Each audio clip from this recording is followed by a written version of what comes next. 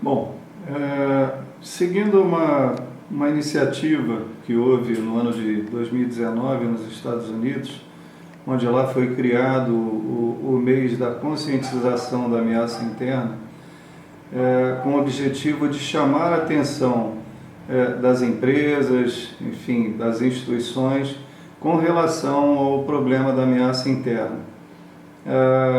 Então, nesse sentido, por iniciativa aqui da Intelcom, nós resolvemos também criar esse mês da ameaça interna aqui no Brasil, de forma que a gente possa conscientizar as empresas, os gestores, né, com relação a essa temática bem pertinente. Né? Se nós formos analisar de uma forma geral nas empresas ao longo dessa pandemia que nós estamos vivendo, nós vamos perceber que houve um aumento significativo do número de fraudes nas empresas. Então, a gente tem que parar e pensar sobre isso, né?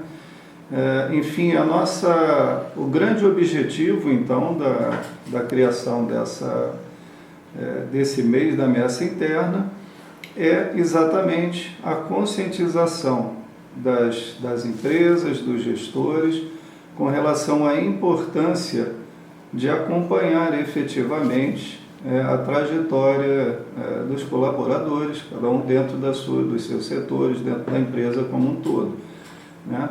De forma que qualquer problema que possa vir a ocorrer com essas pessoas, que as empresas tenham previamente esse conhecimento e a partir daí que elas possam vir a tomar alguma providência, né, de forma a reduzir o estresse dessas pessoas, no sentido de melhorar, inclusive, a vida do colaborador e também reduzindo o risco da própria empresa. Ou seja, é um jogo onde todo mundo ganha.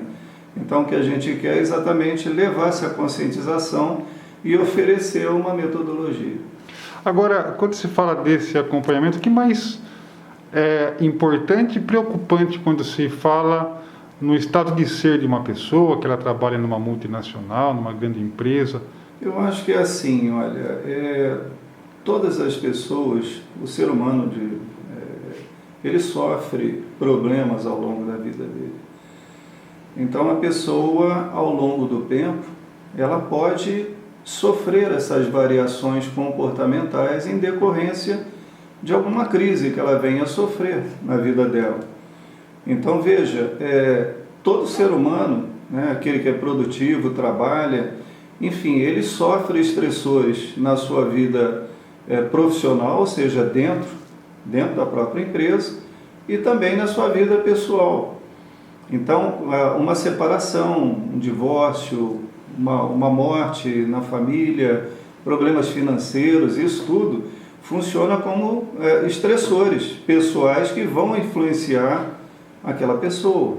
Da mesma forma, por exemplo, uma negativa de promoção, né, uma negativa de aumento, enfim, qualquer coisa dentro do escopo profissional da pessoa, uma mudança, por exemplo, de cidade, vai mudar de um lugar para outro, isso também vai gerar estresse na pessoa, são os estressores profissionais. Quando esses dois estressores funcionam em conjunto, e eles podem funcionar em conjunto também, né, individualmente ou em conjunto, o resultado disso, a resultante dessa pressão interna que a pessoa sofre, vai fazer com que o nível de estresse dela vá se elevar naturalmente. E a partir desse momento ocorrem mudanças comportamentais que são perfeitamente perceptíveis a um olho mais aguçado. Às vezes coisas acontecem nas empresas, enfim, problemas decorrentes disso que após, vamos dizer assim, a ação propriamente dita, após um problema acontecer, pessoas próximas, quando perguntadas, falaram: não, eu percebi uma mudança nele, eu percebi. A gente via que alguma coisa estava acontecendo. Entretanto, essas pessoas não falam nada, não falam nada. E a empresa também, na maioria das vezes, não se preocupa em querer saber o que está acontecendo. Então aí é que ocorre o problema. Então o que a nossa proposta é exatamente fazer um acompanhamento disso, de forma que as empresas possam anteceder qualquer tipo ou antever qualquer tipo de problema nesse sentido. Aliás, no extremo disso a gente vê não só crimes dentro de uma empresa, mas até homicídios, suicídios, são caminhos naturais em casos extremos, correto? Sim.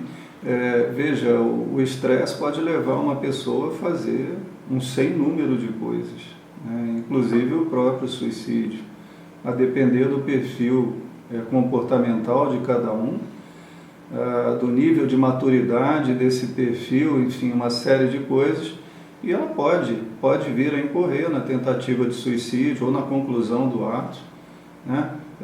Violência no próprio local de trabalho, espionagem, roubo, né? Roubo de segredos comerciais, sabotagem, né? Enfim, um sem número de coisas, fraude, cometimento de fraude e por aí vai. E quando essa ação se efetiva, é como a gente viu, por exemplo, o caso de um policial militar no Pará, um policial recente agora no aeroporto internacional de Guarulhos, que fez refém uma aeromoça, né? O ser humano é uma caixa de surpresas.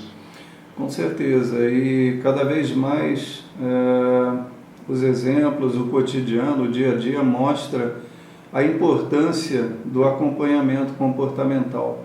Eu digo, não só durante o período normal de trabalho, após uma contratação, mas eu diria que até antes, né? Ou seja, um processo de recrutamento e seleção com foco numa análise psicocomportamental, ela é muito mais eficiente do que qualquer outro tipo de avaliação.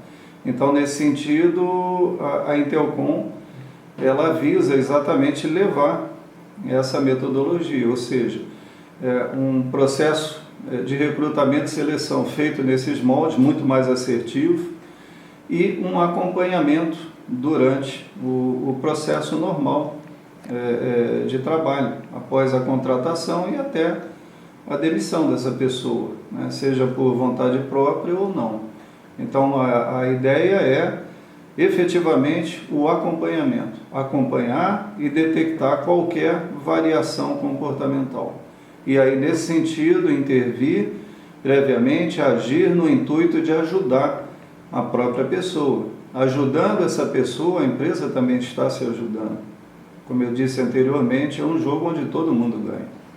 Para concluir, existem ferramentas também tecnológicas, a inteligência artificial hoje é um instrumento essencial para esse tipo de ação. Sim, muito, muito. Nós usamos aqui na Intelcom, nós usamos também o processo de inteligência artificial no acompanhamento dessas pessoas, justamente no sentido de gerar os graus de risco associados a essas variações comportamentais. Então, assim, quanto mais alto for o grau de risco, mais rápido a empresa tem que agir no sentido de baixar esse estresse, ou seja, fazer ou levar a cabo alguma ação que faça com que esse nível de estresse seja reduzido, tá? E quanto menor o grau de risco de uma pessoa durante o acompanhamento, num período de tempo, melhor.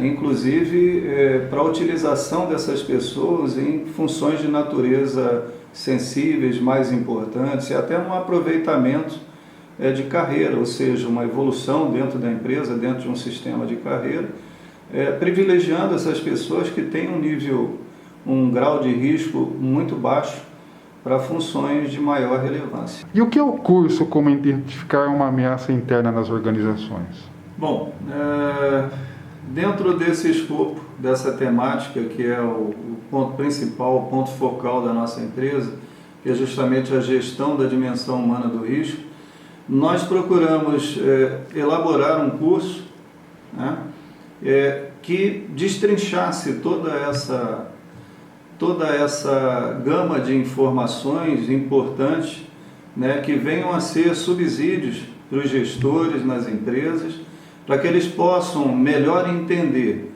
né, a partir de um entendimento do que é ameaça interna, do que ela pode fazer, né, das consequências dos atos dessas ameaças internas, quando concretizadas dentro da empresa. A partir desse conhecimento e dentro de uma proposta de tratamento, né, ou seja, de como a empresa deve agir com relação a esse problema, através de uma sistematização que inclusive nós propomos também. Então a empresa ela oferece todo um sistema, né, que a gente chama aqui de sistema de prevenção da dimensão humana do risco. Então, a partir da implementação desse sistema dentro das empresas, naturalmente esse problema ficará equalizado. Tá? Então, essa é a tentativa, né, a nossa iniciativa, ou seja, prover conhecimento, né, para que esses gestores possam melhor lidar com esse problema dentro das empresas e, consequentemente, reduzir o risco associado a concretizações de atos que possam vir a levar grande impacto negativo às empresas.